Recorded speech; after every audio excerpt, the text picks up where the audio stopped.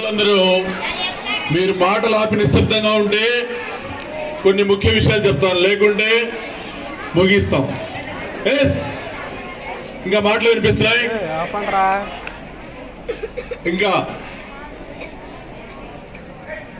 వేదిక మీద ఆశీనులైనటువంటి మన ప్రధాన ఉపాధ్యాయుల వారికి, సాంఘిక శాస్త్ర ఉపాధ్యాయులకి, అలాగే నేటికి వివిధ రూపాల్లో ఉన్నటువంటి మన జాతీయ నాయకులకి, ఇచ్చటికి విచ్చేసినటువంటి విద్యార్థులందరికీ కూడా ముందుగా రాజ్యాంగ దినోత్సవ శుభాకాంక్షలు. అదేవిధంగా ఈరోజు సాంఘిక శాస్త్ర దినోత్సవం కూడా ఉంది కాబట్టి అది మనం అఫీషియల్గా రేపు జరుపుకుంటున్నప్పటికీ మన సాంఘిక శాస్త్ర ఉపాధ్యాయులకు కూడా ప్రత్యేకంగా ఈరోజు శుభాకాంక్షలు తెలియజేస్తున్నాను. భారత రాజ్యాంగాన్ని గురించి రెండు విషయాలు తెలుసుకోవాల్సిన అవసరం ఉంది. అసలు రాజ్యాంగం లేకపోతే ఏంటి ప్రాబ్లం, రాజ్యాంగం యొక్క విశిష్టత ఏంటి, మనకి ఏదైనా నడవాలి అంటే, హలో గర్ల్స్ బాయ్స్ మీరు ఇంకా మాట్లాడుతూనే ఉన్నారు, 1 మినిట్, ఒక్క నిమిషం సైలెంట్ గా ఉండాలి, మాట్లాడద్దు. రాజ్యాంగం లేకపోతే ఏమైతుంది, అస్తవ్యస్తంగా ఉంటుంది. ఒక పాఠశాల నిర్వహణ ఉండాలంటేనే రూల్స్ అండ్ రెగ్యులేషన్స్ ఉండాలి, దానికి అధిపతి ఉండాలి, వాళ్ళు ఆ నియమ నిబంధనలు అనుసరిస్తూ పరిపాలిస్తేనే ఆ వ్యవస్థ సక్రమంగా ఉంటుంది.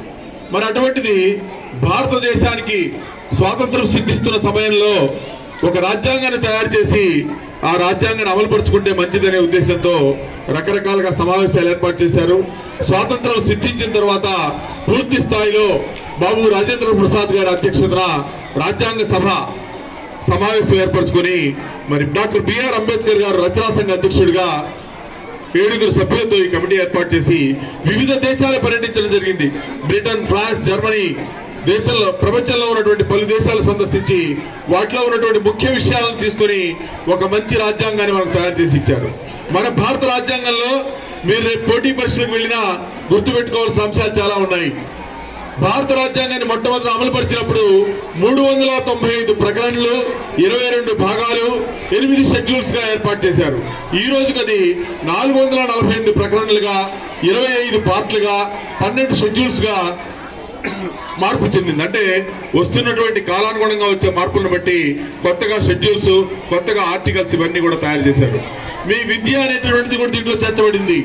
చాలా మంది చదువుకోకుండా బజార్ల మీద తిరిగితే వాళ్ళని పరిరక్షించడానికి ఒక విద్యా చట్టం అనేటువంటిది, విద్యా హక్కు అనేది ఆర్టికల్ 14 ద్వారా రాజ్యాంగం మనకు ప్రసాదించినటువంటి హక్కు.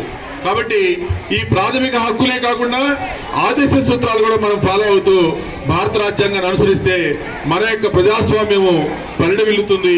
సరైనటువంటి నియమ నిబంధనలు ఉంటేనే దేశం సరిగా పరిపాలించబడుతుంది.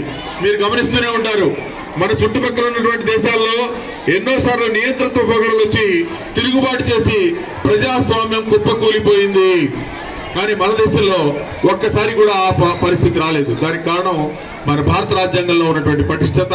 ఈ సందర్భంగా మీరు భారత రాజ్యాంగాన్ని గురించి తెలుసుకోవాల్సిన ఆవశ్యకత ఉంది. ఇంకా పత్రికల్లో వస్తుంది, గూగుల్లో సెర్చ్ చేసిన వస్తుంది. ఆ భారత రాజ్యాంగాన్ని గురించి అందరూ తెలుసుకోండి. మీరు ఈ సందర్భంగా మనం గుర్తుపెట్టుకోవాల్సినటువంటి మహనీయుడు డాక్టర్ బిఆర్ అంబేద్కర్ గారు. వారి గురించి ఎక్కడైనా మీరు బిఆర్ అంబేద్కర్ విగ్రహం ఉన్న దగ్గర చూడండి. ఆయన అత్యున్నతమైనటువంటి చదువులు చదివారు. ఆయన చదివినటువంటి డిగ్రీలు మొత్తం కనుక ఒకసారి చదివినట్లయితే A నుంచి Z వరకు ఉన్న అక్షరాలు మొత్తం కనిపిస్తాయి. మొత్తం ఒకసారి చూడండి, A to Z ప్రతి అక్షరము మీకు వారి యొక్క క్వాలిఫికేషన్స్ కనిపిస్తుంది. మరి ఎంతో ఇబ్బందులు పడుతూ కూడా ఉన్నత స్థాయిలో విద్యని అభ్యసించి మనకు భారత రాజ్యాంగం రచించడంలో ప్రధాన కర్తగా వ్యవహరించినటువంటి బిఆర్ అంబేద్కర్ గారిని దేశంగా ఈ సందర్భంగా మనం గుర్తుంచుకోవాల్సిన అవసరం ఉంది. సర్వసత్తాక ప్రజాతంత్ర గణతంత్ర లౌకిక రాజ్యాంగ భారతదేశ రూపొందనకు ముఖ్య కారకులైనటువంటి డాక్టర్ బిఆర్ అంబేద్కర్, బాబు రాజేంద్ర ప్రసాద్, ఇటువంటి కమిటీ సభ్యులందరినీ కూడా మనం ఈరోజు తెలుసుకుంటూ బిఆర్ అంబేద్కర్ గారు చెప్పినటువంటి ఒక్క సూక్తిని మీకు చెప్పి ముగిద్దాం. ఎక్కడైనా అంబేద్కర్ గారి విగ్రహం ఉన్నప్పుడు దాని చుట్టూ చూడండి, 3 పదాలు రాసి ఉంటాయి. ఏమి రాసి ఉంటాయి ఎప్పుడైనా చూసారా? బోధించు, పోరాడు, సమీకరించు. బోధించు, ఏం బోధించాలి? మంచిని బోధించాలి. సమీకరించు. ఏం సమీకరించాలి? మంచి వ్యక్తులను సమీకరించాలి. పోరాడు. దేని మీద పోరాడాలి? చెడుపై పోరాడాలి. మరి ఇవన్నీ మీరు ఈ సందర్భంగా గుర్తుపెట్టుకుంటారని, భారత రాజ్యాంగ స్ఫూర్తిని విద్యార్థి దశలోనే మీరందరూ కూడా ఇనుమలింప చేసుకుంటారని ఈ సందర్భంగా కోరుతూ, okay, thank you all. Thank you, sir.